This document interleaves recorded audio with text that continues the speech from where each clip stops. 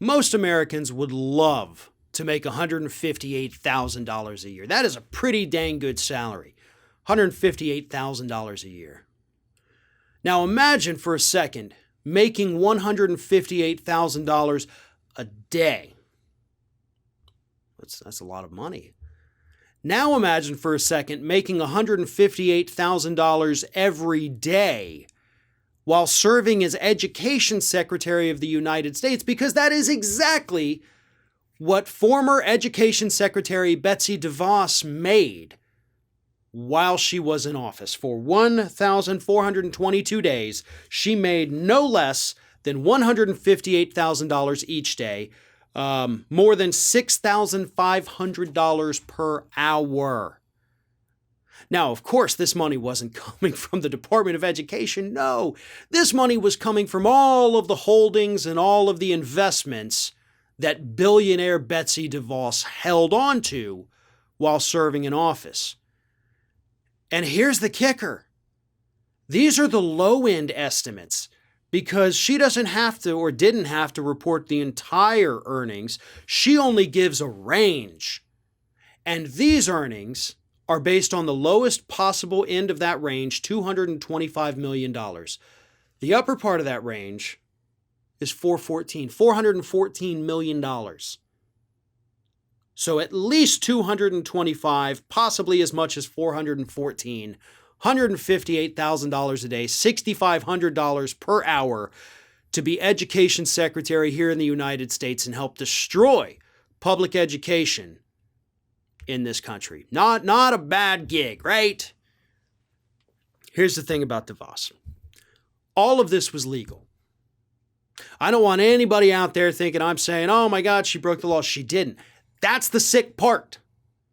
That's the story. The story is that this is perfectly legal. Like there's nothing wrong with this. We're just going to let a billionaire sit in office, direct money towards charter schools, which, oh, by the way, apparently she's invested in. Now that's where you get a little bit into the ethical weeds, I guess you'd say. But other than that, she's sitting there making hundreds of millions of dollars, not actually giving a damn about her position. This has to stop. And I know it's not as bad under the Biden administration. We're probably going to see some things that are pretty bad as the years take on here, but we have to get billionaires out of politics. We have to get billionaires and millionaires out of positions of power. And I'm not just talking about cabinet positions. I'm talking about Congress as well. Do you think Betsy DeVos making $6,500 an hour understands how badly America's public school systems are underfunded? Do you think she has any connection to teachers? The teachers who put in 60 to 70 hours per week but only get paid for 35 of those hours? And if you don't believe me, go talk to a good teacher here in this country and they'll tell you that. I know, I married one. It's insane. But they do it because they love what they do. They spend money out of their own meager paychecks so that they can give these kids a better education because the system itself is failing them. Meanwhile, Betsy DeVos was up there writing rules to make victims of sexual assault have to go through even more torment, put the burden of everything onto them, gave the accused the benefit of the doubt, and of course, sends money to these ridiculous charter schools and all of that. She was a monster, she was a disgrace, but she was not, unfortunately, an aberration.